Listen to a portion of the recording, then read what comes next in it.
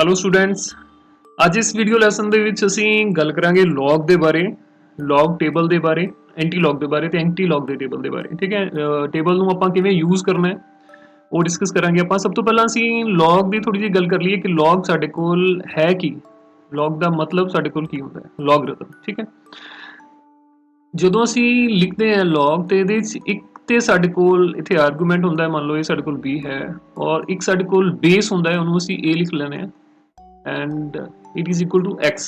ठीक है, ਜਿਹੜਾ b है वो ਸਾਡੇ ਕੋਲ ਆਰਗੂਮੈਂਟ ਹੈ, a ਜਿਹੜਾ ਹੈ ਇਹ ਸਾਡੇ ਕੋਲ ਬੇਸ ਹੈ।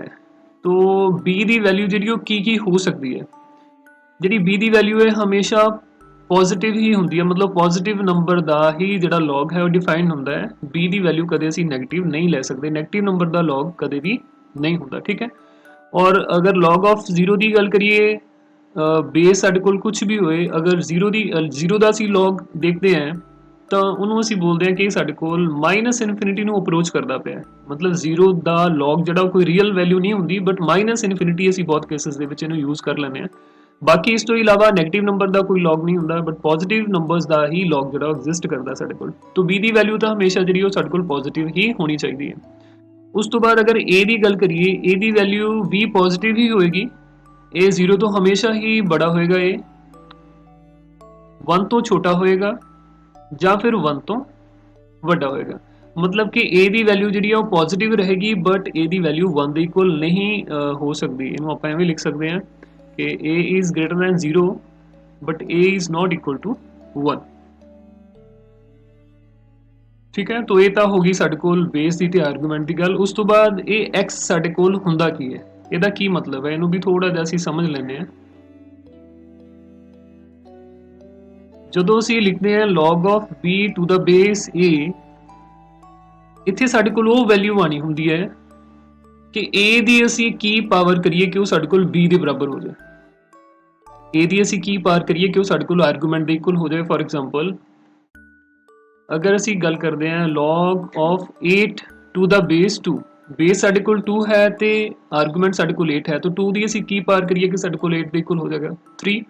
तो सिंपली इसका आंसर जो साढ़े कोल 3 आ जाता है। ठीक है, इस तो इलावा अगर असी इतने 3 कर दें बेस से आर्गूमेंट 27 कर दें, तो 3 की असी की पार करिए कि साढ़े कोल 27 बन जाए, तो 3 की पार अगर असी 3 करांगे तो 27 हो जाएगा। ठीक है, तो इस ढंग के नाल जिहड़ा log असी देखते हैं वो सिंपली साडे कोल ये हुंदा है कि जो भी बेस है उस बेस की असी की पावर करिए कि साडे कोल जिहड़ा आर्गूमेंट वो बन जाए।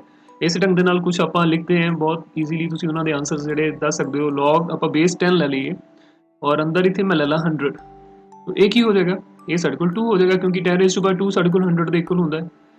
अगर मैं log 100 ले ला और जिहड़ा आर्गूमेंट है वो 10 ले ला, फिर की बनेगा, ਹੁਣ 100 ਦਾ ਅਗਰ ਅਸੀਂ ਸਕੁਆਇਰ ਰੂਟ ਕਰਾਂਗੇ ਫਿਰ ਸਾਡੇ ਕੋਲ 10 ਦੇ ਇਕੁਅਲ ਆਉਂਦਾ। ਇਹਦਾ ਮਤਲਬ 100 ਦੀ ਪਾਵਰ ਅਸੀਂ ਅਗਰ 1/2 ਕਰਦੇ ਹਾਂ ਫਿਰ ਸਾਡੇ ਕੋਲ 10 ਬਣੇਗਾ। तो log of 10 to the base 100 ਇਹ ਸਾਡੇ ਕੋਲ 1/2 ਦੇ ਇਕੁਅਲ ਹੁੰਦਾ। तो अगर ਅਸੀਂ ਗੱਲ ਕਰੀਏ log ਬੇਸ ਮੇਰੇ ਕੋਲ ਕੁਝ ਵੀ ਹੈ, ਆਰਗੂਮੈਂਟ ਹੈ 1, ਜਿਵੇਂ ਸਿੰਪਲੀ ਆਪਾਂ ਗੱਲ ਕਰਦੇ ਹਾਂ ਕਿ 1 ਦਾ ਜਿਹੜਾ log ਹੈ 0 ਹੁੰਦਾ। ਬੇਸ ਕੁਝ ਵੀ ਹੋਵੇ ਆਪਾਂ ਹਰ ਵਾਰ ਇਹ ਕਹਿੰਦੇ ਕਿ 1 ਦਾ log ਜਿਹੜਾ ਉਹ ਸਾਡੇ ਕੋਲ 0 ਦੇ ਇਕੁਅਲ ਹੁੰਦਾ। ਕਿਉਂ 0 ਹੁੰਦਾ ਹੈ?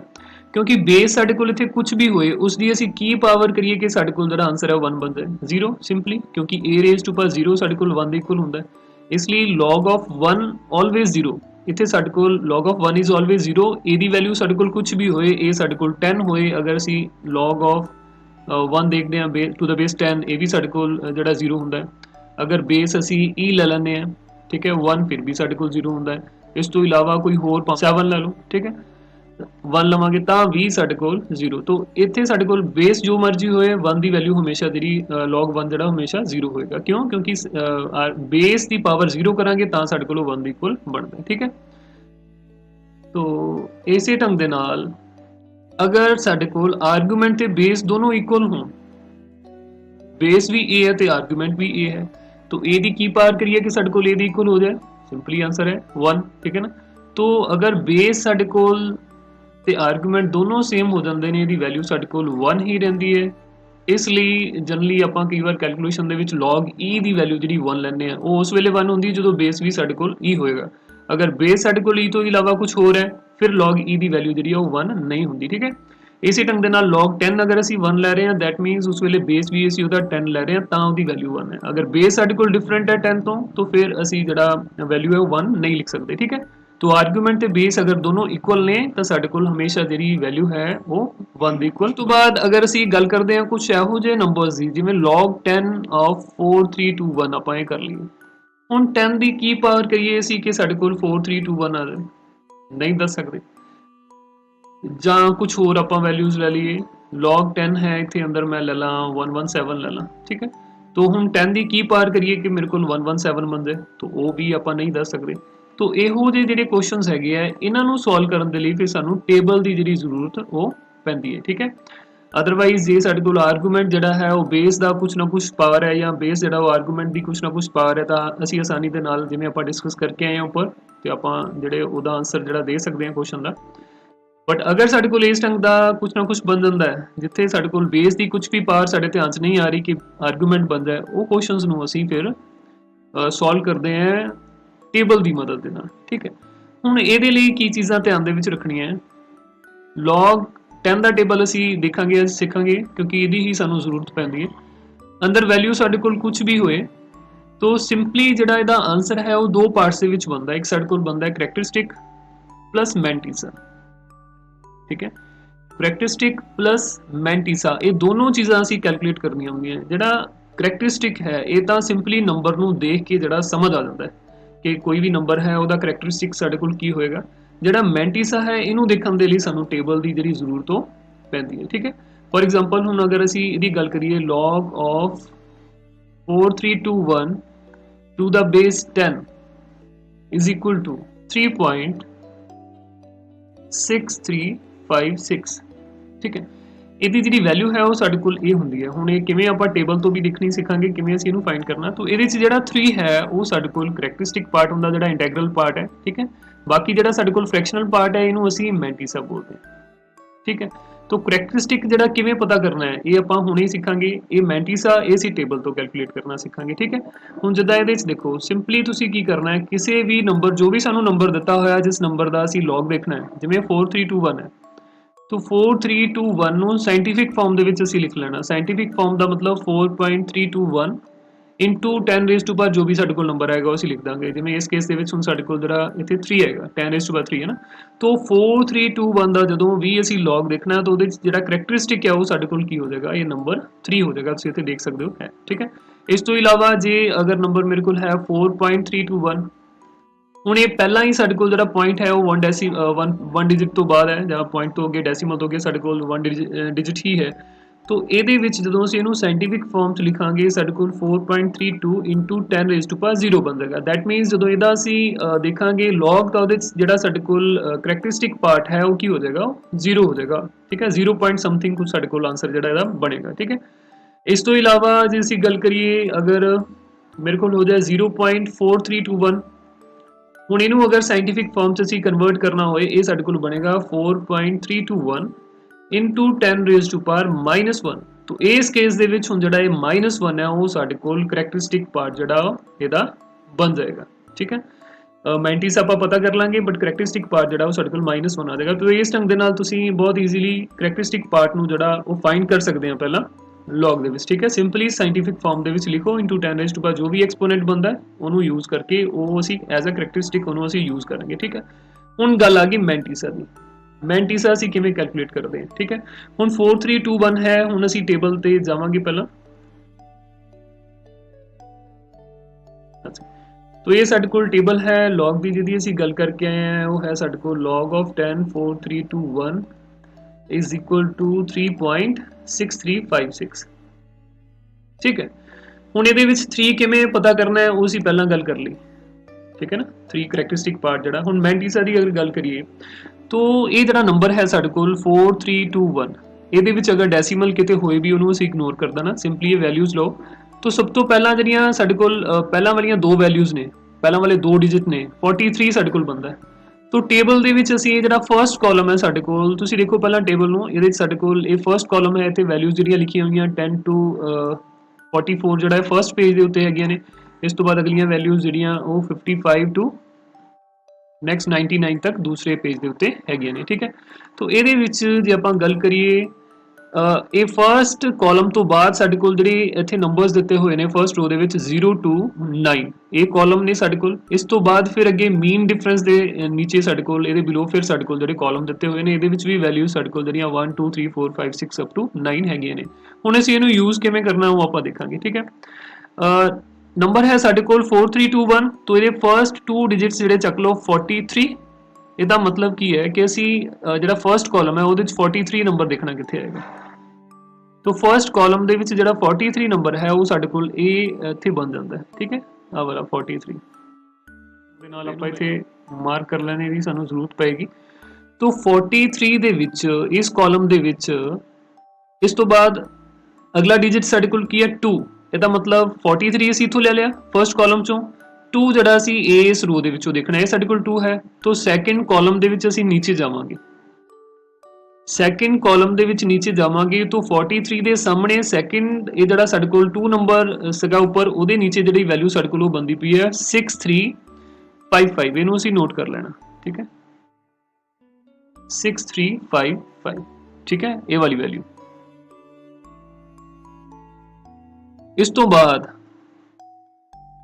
43 ਸੈਕਿੰਡ ਕਾਲਮ ਤੋਂ ਬਾਅਦ ਅਗਲਾ ਜਿਹੜਾ ਨੰਬਰ ਹੈ ਸਾਡੇ ਕੋਲ ਉਹ ਹੈ 1। ਇਹ ਵੈਲਿਊ ਜਿਹੜੀ 4th ਡਿਜਿਟ ਹੈ, ਅਗਰ ਸਾਡੇ ਕੋਲ 4th ਡਿਜਿਟ ਨਹੀਂ ਹੈ ਫਿਰ ਤਾਂ ਸਾਡੇ ਕੋਲ ਜੋ ਵੈਲਿਊ ਇਹ ਆ ਗਈ ਉਹ ਆ ਗਈ। ਉਸ ਤੋਂ ਬਾਅਦ ਅੱਗੇ ਅਸੀਂ ਆਨਸਰ ਲਿਖ ਦਾਂਗੇ। ਅਗਰ 4th ਡਿਜਿਟ ਵੀ ਹੈ ਆਪਣੇ ਕੋਲ ਫਿਰ ਅਸੀਂ ਜਾਵਾਂਗੇ ਮੀਨ ਡਿਫਰੈਂਸ ਦੇ ਵਿੱਚ। ਮੀਨ ਡਿਫਰੈਂਸ ਦੇ ਵਿੱਚ 4th ਡਿਜਿਟ ਜਿਹੜਾ ਵੀ ਸਾਡੇ ਕੋਲ ਹੈ ਜਿਹਦਾ 1 ਹੈ ਤਾਂ 1 ਵਾਲਾ ਜਿਹੜਾ ਕਾਲਮ ਹੈ ਇਹਦੇ ਨੀਚੇ ਅਸੀਂ ਦੇਖਾਂਗੇ ਕਿ 43 ਦੇ ਸਾਹਮਣੇ 43 ਵਾਲੀ ਰੋ ਦੇ ਵਿੱਚ ਇੱਥੇ ਸਾਡੇ ਕੋਲ ਨੰਬਰ ਕਿੰਨਾ ਹੈ। ਇਹ ਨੰਬਰ ਸਾਡੇ ਕੋਲ ਹੈਗਾ ਇੱਥੇ 1, ਤੁਸੀਂ ਦੇਖ ਸਕਦੇ ਹੋ ਹੈ ਨਾ 1। तो ਇਹ 1 ਜਿਹੜਾ ਅਸੀਂ ਇਹਦੇ ਵਿੱਚ ਐਡ ਕਰ ਦੇਵਾਂਗੇ। तो ਐਡ ਕਰਨ ਦੇ ਨਾਲ ਇਹ ਸਾਡੇ ਕੋਲ ਕੀ ਬਣ ਗਿਆ 6356, ਠੀਕ ਹੈ। तो ਹੁਣ ਜਦੋਂ ਅਸੀਂ ਲਿਖਣੀ ਹੈ ਵੈਲਿਊ 321, ਹੁਣ ਅਸੀਂ ਵੈਲਿਊ ਲਿਖਣੀ ਹੈ log of 4321। तो ਇਹਦੇ ਵਿੱਚ ਇਹ ਜਿਹੜਾ ਨੰਬਰ ਹੈ ਇਹ ਸਾਡੇ ਕੋਲ ਮੈਂਟੀਸਾ ਹੈ, ਇਹ ਸਾਡੇ ਕੋਲ ਇਸ ਦਾ ਮੈਂਟੀਸਾ ਹੋਏਗਾ ਤੇ ਕਰੈਕਟਰਿਸਟਿਕ ਪਾਰਟ ਜਿਹੜਾ ਅਸੀਂ ਉਹ ਪਹਿਲਾਂ ਜਿਹੜਾ 3 ਹੈ ਉਹ ਲਿਖ ਚੁੱਕੇ ਹਾਂ, ਠੀਕ ਹੈ। तो ਇਹਦਾ ਜਿਹੜਾ ਆਨਸਰ ਹੈ ਉਹ ਸਾਡੇ ਕੋਲ ਕੀ ਬਣਦਾ ਹੈ, ਇਹ ਜਿਹੜਾ ਆਪਾਂ ਪਹਿਲਾਂ ਲਿਖ ਚੁੱਕੇ ਹਾਂ, ठीक है। ये आप टेबल तो कैलकुलेट करके देखिए ये साढ़े को 3.6356 बन जाता है, ठीक है। तो इस ढंग के नाल किसी भी नंबर का जो लॉग है वो असी कैलकुलेट कर सकते हैं। होर आप एग्जाम्पल जरिया ले लेने एक दो। तो लॉग ऑफ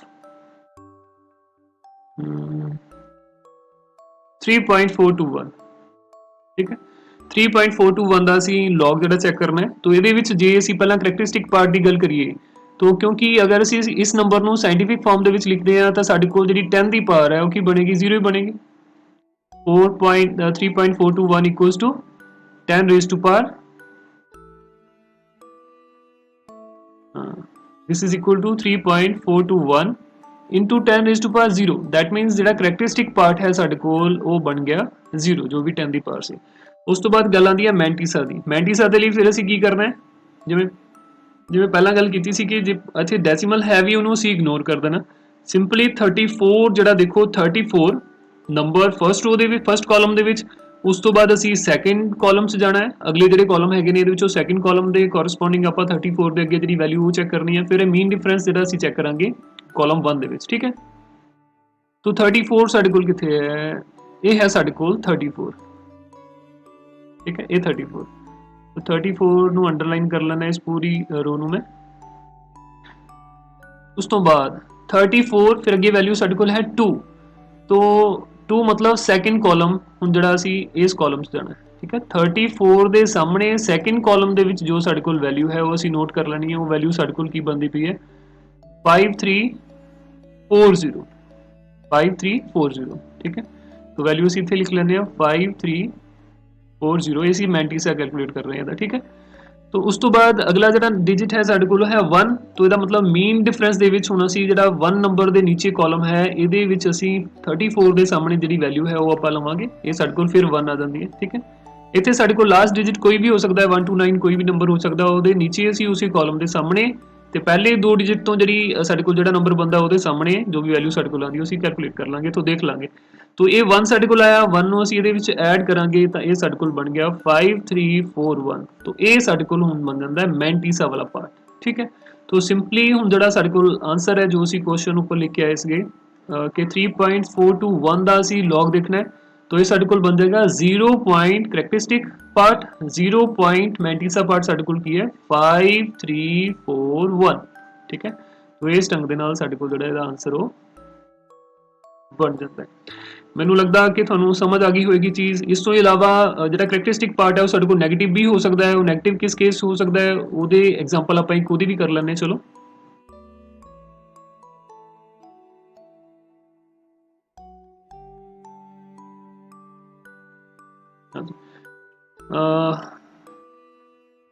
log of 0.3758 मान लो असी इस चीज़ की वैल्यू जी यदि log की वैल्यू फाइंड करनी है 0.3751 जो भी log की वैल्यू जी जिस वैल्यू जी असी 1 तो छोटे किसी भी नंबर की दा log असी देखांगे तो हमेशा साडे कोल नेगेटिव आता है ठीक है। तो ਇਹਦੇ ਵਿੱਚ ਹੁਣ ਇਹਨੂੰ ਪਹਿਲਾਂ ਅਸੀਂ ਸਾਇੰਟੀਫਿਕ ਫਾਰਮ 'ਚ ਲਿਖਦੇ ਹਾਂ। ਸਾਡੇ ਕੋਲ ਬਣੇਗਾ 0.3758 ਇਕੁਅਲਸ ਟੂ 3.758 ठीक है इंटू 10 रेज टू पावर -1 बनेगा ना इतने। तो ये -1 जड़ा ये साडे कोल हो गया इस case they which characteristic part C is -1 ठीक है। इस तो बाद आई गल मैंटिसा दी। इस तो बाद गल आती है मैंटिसा दी। तो मैंटिसा दे विच असीं हुण ये नंबर 2 देखने ने पहले साडे कोल 2 डिजिट हैगे ने 37। तो 37 जड़ा साडे कोल कॉलम किथे है ये साडे कोल 37 वैल्यू है। 37 नूं असीं अंडरलाइन कर लैने इस पूरी रो नूं।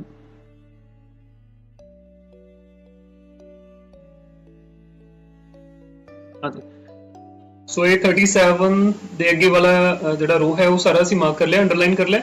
इस तो 37 तो अगला जड़ा साडे कोल डिजिट है वो है 5।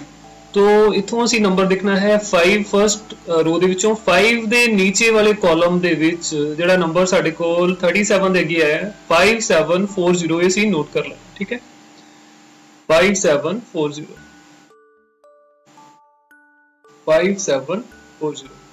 इस तो बाद नंबर है साडे कोल डिजिट है नेक्स्ट 5 तो बाद 8 दैट मींस मीन डिफरेंस दे विच हुण जिहड़ा असीं कॉलम देखना है वो 8 दे नीचे वाला देखना है ठीक है। सो 8 नंबर कॉलम दे विच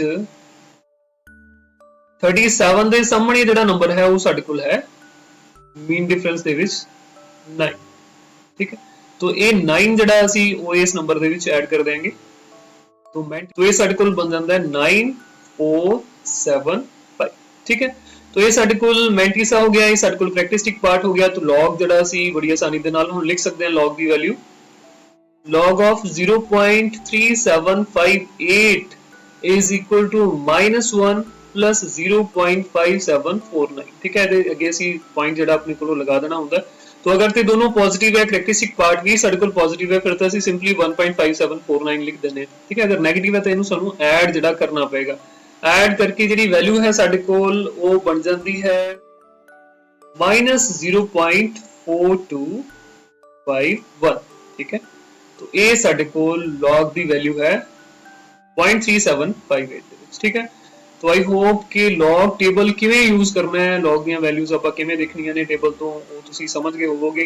अगर साडे कोल वैल्यूज जड़ियां 44 तक जानी है 54 तक रहनी है तो फर्स्ट जड़ा ये टेबल असीं यूज करते हैं। उस तो बाद ये सेकंड दे विच वैल्यूज जड़ियां अगे साडे कोल स्टार्ट हो जांदियां ने। प्रोसीजर बिल्कुल उसे ढंग दे नाल है जिद्दां अगर मेरे कोल नंबर कोई 54 तो अगे जी आ जांदा जिवें हुण 7891 मान लो इहदा कि असीं log जड़ा चेक करना है तो ਉਹਦੇ ਲਈ 78 ਜਿਹੜਾ ਉਹ ਸਾਨੂੰ ਸੈਕੰਡ ਪੇਜ ਦੇ ਉੱਤੇ ਪਹਿਲਾਂ ਮਿਲੇਗਾ ਠੀਕ ਹੈ। ਸੈਕੰਡ ਪੇਜ ਦੇ ਉੱਤੇ 78 ਅਸੀਂ ਫਾਈਂਡ ਕਰਾਂਗੇ ਫਿਰ ਉਹਦੇ ਕੋਰਸਪੋਂਡਿੰਗ ਜਿਹੜੀਆਂ ਅਗਲੀਆਂ ਵੈਲਿਊਜ਼ ਕਾਲਮਸ ਹੀ ਹੈਗੀਆਂ ਨੇ 9th ਕਾਲਮ ਤੇ ਸਾਡੇ ਕੋਲ ਫਰਸਟ ਕਾਲਮ ਦੀ ਡਿਫਰੈਂਸ ਦਾ ਉਹ ਚੈੱਕ ਕਰਾਂਗੇ ਆਪਾਂ ਠੀਕ ਹੈ।